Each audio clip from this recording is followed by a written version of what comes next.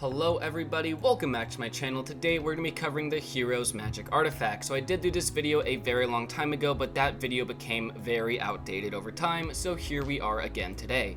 So the way you obtain the HEROS artifact nowadays is by finishing the Uruk raid and defeating Gilgamesh, and he has a small chance to drop it, so it is a little bit of a difficult farm. So this artifact has two additional things that make it better. One is the HEROS spellbook, which you can get from the Uruk raid as well, and this unlocks the final ability known as HEROS Light on the magic. And another thing you can get is the Enema Elish, which I know I'm saying wrong, but that's this sword here. If you have this sword and you use the V ability while you have the HEROS magic artifact on and learned, you will be able to use it. However, if you do not have the artifact on and learned, you cannot use it.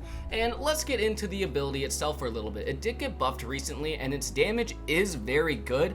However, stuff like Yoru is still doing a bit more damage, but this move is a lot of fun to use. Its range is pretty decent. However, its main downside is it has a 10-second cooldown. Let's get into the rest of the moves. The very first move is going to be known as Chain Strike, which you get at level 1. Chain Strike actually is relatively powerful. If you can land all of the chains, it's going to do like 900-ish damage for a very low cooldown, and it's very cheap mana-wise, so overall it is a decent ability if you can land all of the chains. At level 27, you get the Gate of Babylon ability. This is a very good ability. It is a very spammable projectile that does decent damage and has very low mana cost, so it's very good to spam, and overall is one of the better moves in the entire magic set. Its only downside is that it doesn't do a little bit more damage, but it is a very strong move, and if you're using the HEROS artifact, I would kind of recommend having it on due to its spammability. So the next move you get at level 41, and this is known as Chains of Heaven. Chains of Heaven used to be one of the best moves in the game because it was something you could use to stun enemies all the time.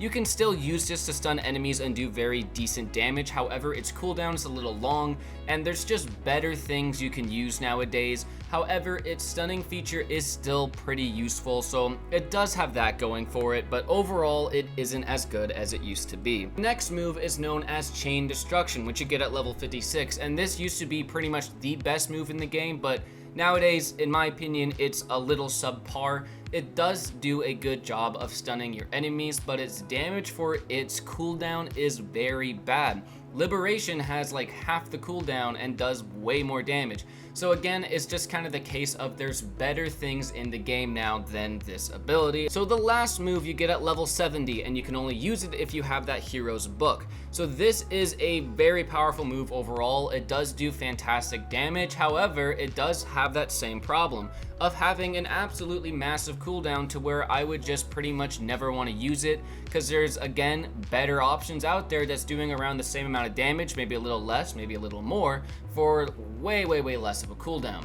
And that's where this artifact really struggles. With the later moves all just have massive cooldowns, and I'm gonna be honest here, I do think this artifact is kind of bad due to how hard it is to get and how bad it is for how hard it is to get. But anyways guys, that is my magic artifact showcase on the HEROS artifact. Let me know down below if you guys have any questions. Leave a like if you enjoyed this video, subscribe for more, and I will see you guys all in the next one. Bye.